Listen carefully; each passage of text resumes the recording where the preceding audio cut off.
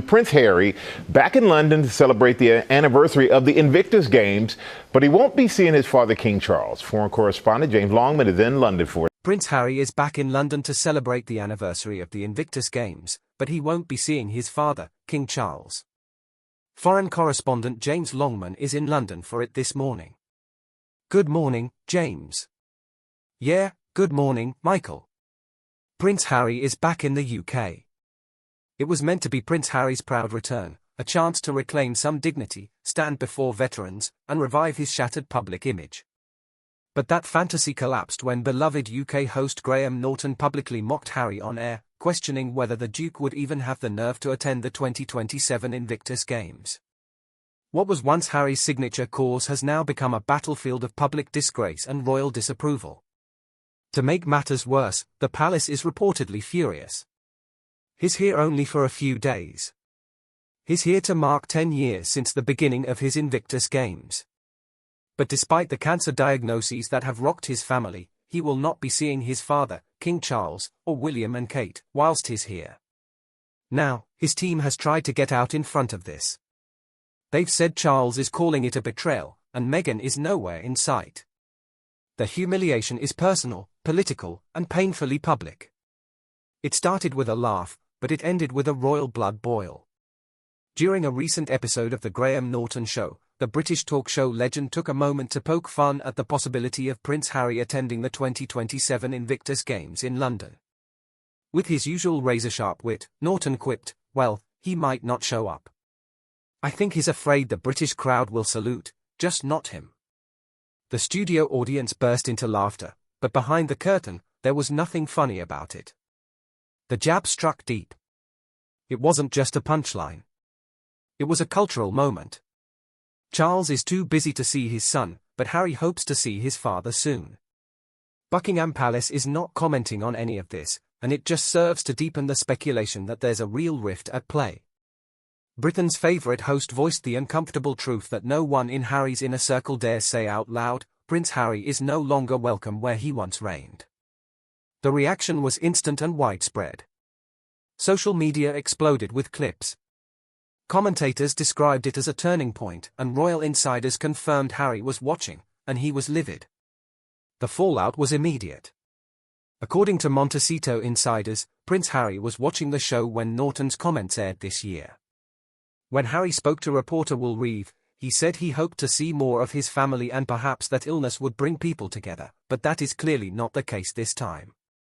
No senior member of the royal family will be at the Invictus Games. His reaction?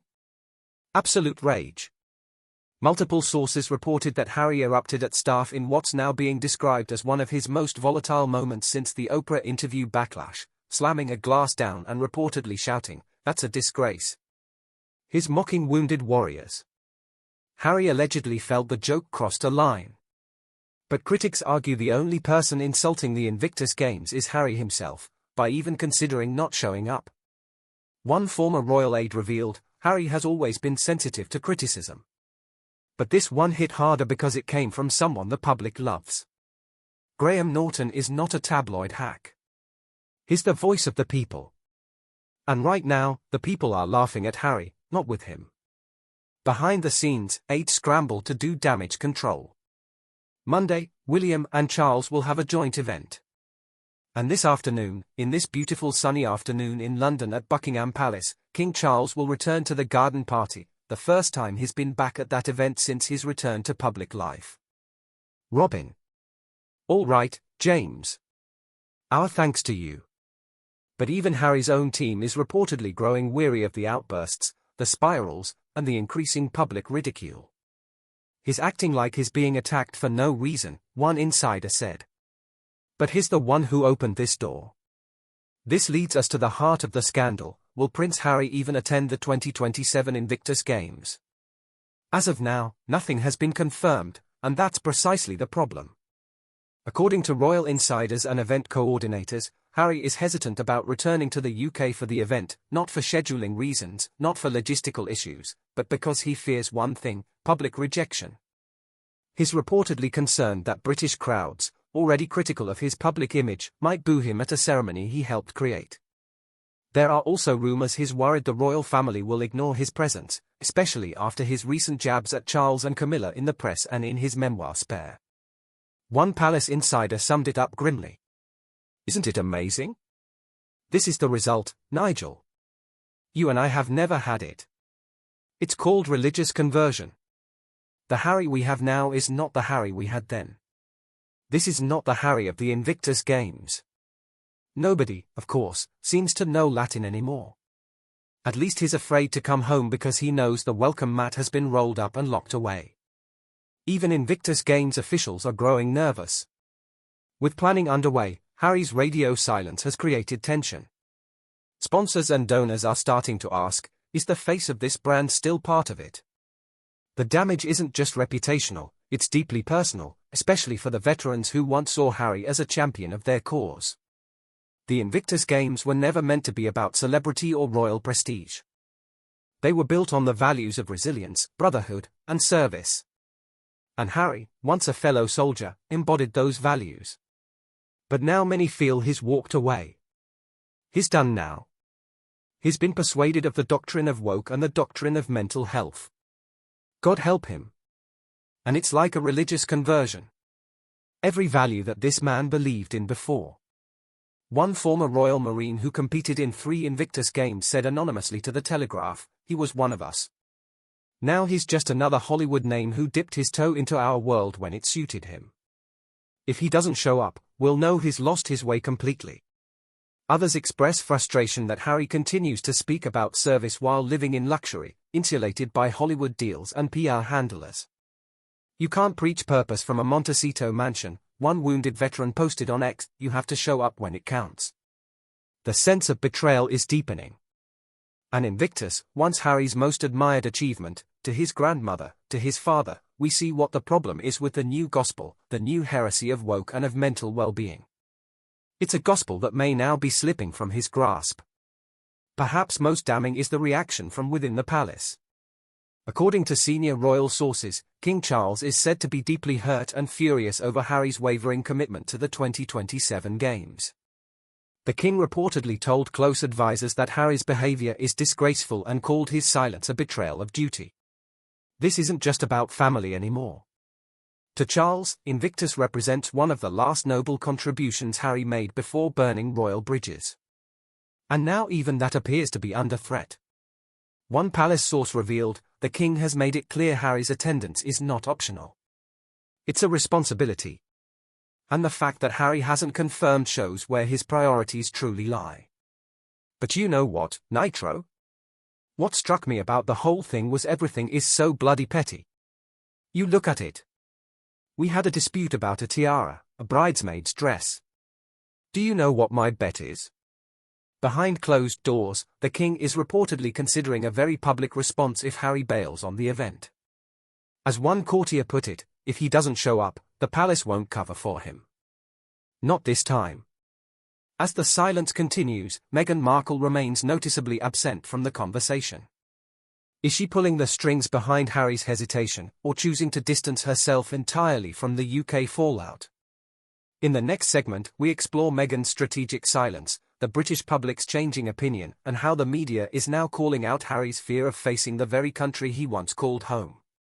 As the storm brews around Prince Harry's potential no-show at the 2027 Invictus Games, one voice remains notably absent, Meghan Markle's.